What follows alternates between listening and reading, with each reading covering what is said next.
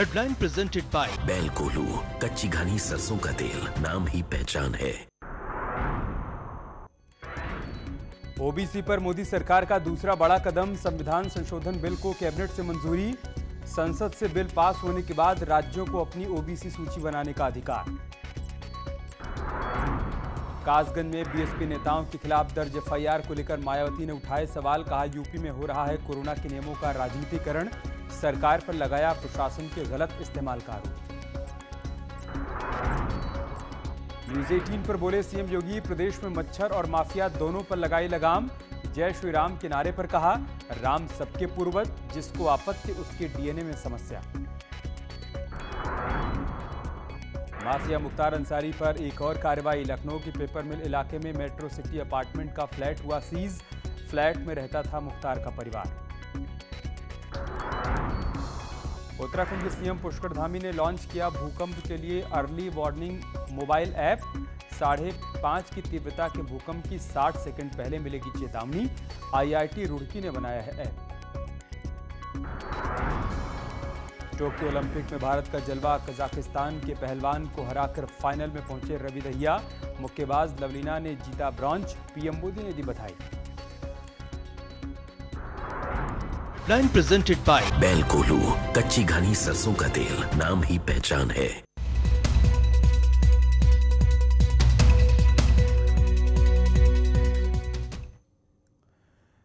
नमस्कार, स्वागत है आपका। चलिए देखते हैं खबर 1 मिनट, यानी 1 मिनट में खबरों का पूरा विश्लेषण। कल अयोध्या में राम मंदिर के शिलापूजन का 1 साल पूरा हो रहा है। इस मौके पर सीएम योगी अयोध्या जाएंगे, वो रामलला के दर्शन करेंगे। सीएम योगी रामकथा पार्क भी जाएंगे और विशेष अनुष्ठान में भी शामिल होंगे। सीएम योगी यात्री निवास में संतों से मुलाकात भी कर सकते हैं। इस मौके पर रामलला के लिए विशेष पोशाक तैयार की गई है। फैशन डिजाइनर मनीष त्रिपाठी ने रामलला और राम दरबार के लिए स्पेशल खादी के वस्त्र भेजे हैं। इसका पूरा 1 साल तो होने वाला है 5 अगस्त को, और इस उपलक्ष्य में इसको और भी ऐतिहासिक बनाने के लिए मैं अपनी ओर से प्रभु श्री राम के, रामलला जी के वस्त्र को अर्पित करने जा रहा हूँ। और जैसे कि जो भी प्रमुख पर्व और जो भी प्रमुख तिथियाँ पड़ती हैं उन पे मैं टाइम पे जो भी आते हैं उस पे मैं वस्त्र प्रभु श्री राम के लिए अर्पित करता रहता हूँ। और क्योंकि 5 अगस्त को इस बार दिन बृहस्पतिवार का है और प्रभु हीरे के वस्त्र धारण करते हैं, इसलिए हैंडलूम टेक्सटाइल से इस्तेमाल किया हुआ हमने एक विशेष वस्त्र तैयार किया है। इस मौके पर 56 भोग का प्रसाद भी भक्तों को बांटा जाएगा। सीएम योगी आदित्यनाथ ने एक्सक्लूसिव इंटरव्यू में पूर्वांचल के विकास का प्लान दिया है।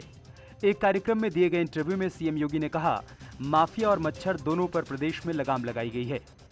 सीएम योगी ने कोरोना पर कंट्रोल, प्रदेश में बढ़ते निवेश, युवाओं को रिकॉर्ड रोजगार और महिलाओं की सुरक्षा को लेकर पूरा प्लान बताया। साथ ही सीएम योगी ने कहा कि श्री राम हमारे पूर्वज हैं, जो राम को पूर्वज नहीं मानते उनके डीएनए में दोष हो सकता है। अपना पूर्वज राम को मानता है और हम भारत के लोग किस उसमें जी रहे हैं। अरे राम हमारे पूर्वज थे, इस पर हमें गौरव की अनुभूति होनी चाहिए। अगर इंडोनेशिया इस परंपरा पर गौरव की अनुभूति कर सकता तो हम क्यों नहीं कर सकते। हमारे लिए तो ये बहुत गौरव की बात विषय होना चाहिए कि राम से हमारा संबंध है और राम हमारे पूर्वज थे। तो मुझे लगता है कि अगर कोई नहीं मानता है तो मुझे तो उसके डीएनए पर और उस पर भी थोड़ा वो होता है। समाजवादी पार्टी ने बीजेपी के खिलाफ मोर्चा खोलते हुए साइकिल यात्रा निकालने का ऐलान किया है। साइकिल यात्रा का संचालन समाजवादी पार्टी का राष्ट्रीय अध्यक्ष अखिलेश यादव कल खुद करेंगे। समाजवादी पार्टी की ओर से 5 अगस्त को यात्रा निकाली जाएगी, जिसे एक तौर पर विरोध प्रदर्शन के रूप में देखा जा रहा है। इस यात्रा के सहारे एसपी यूपी के भीतर महंगाई, कृषि कानून, बेरोजगारी और अपराध के मुद्दों को लेकर विरोध प्रदर्शन करेगी। हालांकि बीजेपी ने अभी से साइकिल यात्रा पर निशाना साधना शुरू कर दिया है। एसपी नेता जनेश्वर मिश्र की जयंती पर यात्रा निकाल रहे हैं। बेरोजगारी, महंगाई जैसे मुद्दों पर प्रदर्शन किया जाएगा। ये साइकिल यात्रा यूपी की सभी तहसीलों में भी निकाली जाएगी। लंबे समय से वर्क फ्रॉम होम कर रहे अखिलेश यादव जी अब साइकिल यात्रा निकालने की सोच रहे हैं। लेकिन जब वो साइकिल यात्रा पर निकलेंगे तो उत्तर प्रदेश में इतनी सारी नए एक्सप्रेसवे हैं, नई इतनी सड़कें हैं, कहीं वो रास्ता ना भूल जाएं, क्योंकि उत्तर प्रदेश अब बहुत बदलाव के साथ है। इस नए उत्तर प्रदेश को अखिलेश यादव जी ने लंबे समय से देखा नहीं है, तो उत्तर प्रदेश में अब इस नई साइकिल यात्रा का रूट तय करने में अखिलेश यादव जी को बड़ी समस्या होने वाली है। अखिलेश यादव जी कितनी भी साइकिल यात्रा निकाल ले, लेकिन उनके साइकिल के दोनों पहिए अब अलग अलग दिशा में जा रहे हैं। पूरे प्रदेश में ब्राह्मण सम्मेलन कर रही बीएसपी पर केशव प्रसाद मौर्य ने निशाना साधा है। संसद भवन पहुंचे डिप्टी सीएम केशव प्रसाद मौर्य ने कहा कि बीएसपी 2007 वाले फॉर्मूले पर 2022 में सरकार बनाने के ख्वाब देख रही है, लेकिन बीएसपी 2007 का इतिहास 2022 में नहीं दोहरा पाएगी। केशव प्रसाद मौर्य ने संसद भवन में कई केंद्रीय नेताओं से इस दौरान मुलाकात भी की। देखिए, उत्तर प्रदेश में 2022 में हम लोग 2017 दोहराने जा रहे हैं। भारतीय जनता पार्टी की यूपी में जो लहर 2014 में चली है वो 2022, 24 आगे जितने भी चुनाव होंगे आपको देखने को मिलेगी। सर, यहाँ किससे मुलाकात है? यहाँ तो सब अपने साथी हैं। मैं लोकसभा का सदस्य रहा हूँ, सब लोगों से मिलने का जब आता हूँ दिल्ली तो संसद का सत्र चल रहा है तो सेंट्रल हॉल गया तो सब हमारे सांसद मित्र उत्तर प्रदेश के भी और देश के भी अलग अलग राज्यों के सबसे मिलते हुए आ रहा है। सर, अध्यक्ष जी से या गृह मंत्री जी से भी मिलने का कोई कार्यक्रम या जब होगा तो आपको बताएंगे। बता दें कि 2007 में बीएसपी ने ब्राह्मण और मुस्लिम वोटों के गठजोड़ से सरकार बनाई थी और एक बार फिर से बीएसपी उसी फॉर्मूले के चक्कर में है। बीएसपी के राष्ट्रीय महासचिव सतीश चंद्र मिश्र इन दिनों पूरे प्रदेश में हो रहे बीएसपी के ब्राह्मण सम्मेलन को लीड कर रहे हैं। विधानसभा चुनाव को लेकर बीजेपी की तैयारियां जोरों पर हैं। पार्टी की तैयारियों को लेकर राज्य नेतृत्व के साथ बैठक करने के लिए भारतीय जनता पार्टी के राष्ट्रीय अध्यक्ष जेपी नड्डा 7 और 8 अगस्त को उत्तर प्रदेश का दौरा करेंगे। पार्टी अध्यक्ष की यूपी दौरे को लेकर बीजेपी पदाधिकारियों और कार्यकर्ताओं ने तैयारी शुरू कर दी है। चुनाव के लिहाज से जेपी नड्डा का यूपी दौरा काफी अहम माना जा रहा है। उत्तर प्रदेश एक बड़ा राज्य है और 80 लोकसभा की सीटें वहाँ से आती हैं, 400 से ज़्यादा विधानसभा की सीटें हैं।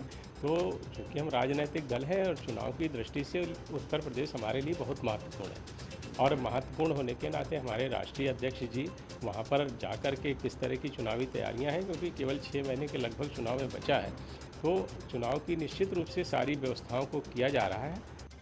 2022 का सियासी संग्राम जीतने के लिए बीजेपी ने इस बार एक रणनीति बनाई है। पार्टी का फोकस 60 से ज्यादा उन सीटों पर है जहां पार्टी आज तक कभी भी विधानसभा का चुनाव नहीं जीती। योगी सरकार का गैंगस्टर्स के खिलाफ एक्शन जारी है। माफिया मुख्तार अंसारी की अब तक 350 करोड़ की काली कमाई जब्त हो चुकी है। आज लखनऊ में मुख्तार अंसारी के घर की कुर्की की गई। तस्वीरों में दिखाई दे रहा ये घर मुख्तार की पत्नी आफसा अंसारी के नाम पर है। घर की कीमत करीब 1 करोड़ रुपए है, जिसे प्रशासन ने आज मुनादी करने के बाद कुर्क कर दिया। IS 191 गैंग के लीडर मुख्तार अंसारी की पत्नी आफसा अंसारी का जो ये आवासीय फ्लैट है जो कि मेट्रो टावर लखनऊ में स्थित है, इस फ्लैट को आज गैंगस्टर एक्ट की धारा 14 के अंतर्गत कुर्क कर लिया गया है। बता दें कि मुख्तार अंसारी इस वक्त जेल में बंद है, लेकिन प्रशासन का ताबड़तोड़ एक्शन उस पर जारी है। इससे पहले कल प्रशासन ने गाजीपुर में बाहुबली मुख्तार अंसारी के साले शर्जील की 1.18 करोड़ रुपए की संपत्ति कुर्क की थी। मुख्तार के परिवार से जुड़ी संपत्तियों पर लगातार कार्रवाई की जा रही है। दिल्ली में 9 साल की बच्ची से रेप और हत्या के मामले में अब राजनीति शुरू हो गई है। कांग्रेस सांसद राहुल गांधी पीड़ित परिवार से मिलने उनके घर पहुंचे। उन्होंने पीड़िता के माता पिता से अपनी गाड़ी में बैठकर बात की। राहुल ने कहा कि इस न्याय के रास्ते पर मैं पीड़ित परिवारों के साथ हूं। मैंने परिवार से बात की और परिवार सिर्फ न्याय मांग रहे हैं और कुछ नहीं मांग रहे हैं। न्याय मांग रहे हैं और कह रहे हैं कि उन्हें न्याय नहीं मिल रहा है और उनकी पूरी मदद होनी चाहिए और वो हम करेंगे। क्या मदद का भरोसा दिया है? मैंने ये कहा है कि मैं उनके साथ खड़ा हूं। जब तक उनको न्याय नहीं मिलेगा तब तक राहुल गांधी उनके साथ खड़ा है और 1 इंच पीछे नहीं हटने वाला। बता दें कि इस मामले में पुलिस ने मामले के मुख्य सहारनपुर में एक सिरफिरे ने पहले एक युवती को गोली मारी और फिर खुद को भी गोली मारकर खुदकुशी कर ली। जानकारी के मुताबिक मामला प्रेम प्रसंग का बताया जा रहा है। आरोप है कि प्यार में नाकाम होने के बाद युवक ने इस वारदात को अंजाम दिया। फिलहाल युवती की हालत गंभीर है, जिसे हायर सेंटर भेजा गया है। एक लड़की का जो है उसको गोली मार दी गई है और उसी पर तत्काल पुलिस मौके पर पहुंची।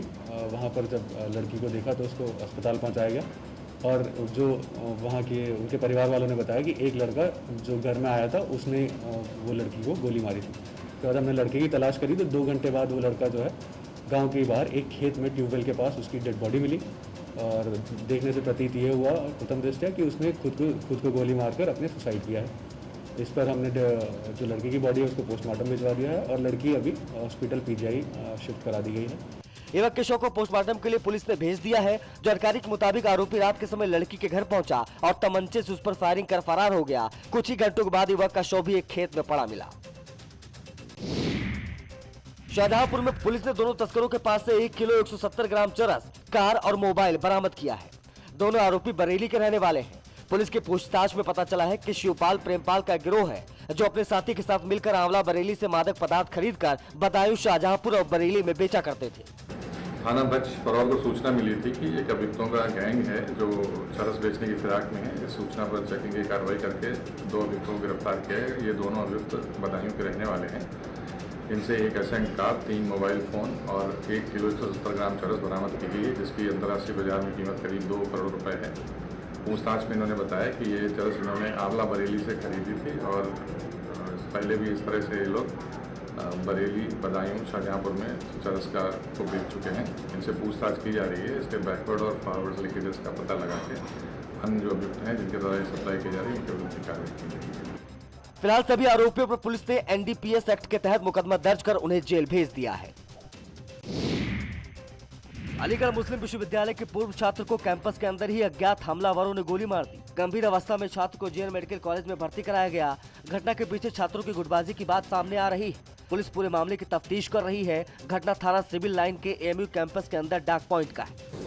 अभी सूचना प्राप्त हुई थी कि इस तरह की एक घटना घटित हुई है, जिसमें अगर मौका मुआयना किया गया अधिकारियों द्वारा तो ये तथ्य प्रकाश में आया है कि ये जो जिसको गोली लगी है ये बाहरी व्यक्ति है और जिन लोगों ने गोली मारी वो भी बाहरी व्यक्ति हैं। किसी बात को लेकर इनके बीच विवाद हो गया था। इसमें तहरीर प्राप्त कर वैधानिक कार्रवाई की जा रही है। पीड़ित पूर्व छात्र अरमान बिहार के कटिहार जिले का रहने वाला है। देर शाम को चाय पीकर चुंगी से जकरिया मार्केट की तरफ से वो जा रहा था, तभी मेडिकल पुलिस चौकी इंचार्ज नौशाद अली ने उसे रोक लिया। हालांकि आई कार्ड चेक करने के बाद चौकी इंचार्ज तो चले गए, लेकिन पहले से खड़े लोगों ने उसे घेर लिया, जिसमें अरशद, अबरार, बाबर, सादिक, हमजा सहित 4 अन्य लोगों ने उसे घेर कर गाली गलौज की और इस दौरान फायरिंग भी हुई। रुक रहे एक छोटे से ब्रेक के लिए, जल्द लौटेंगे कुछ और खबरों के साथ।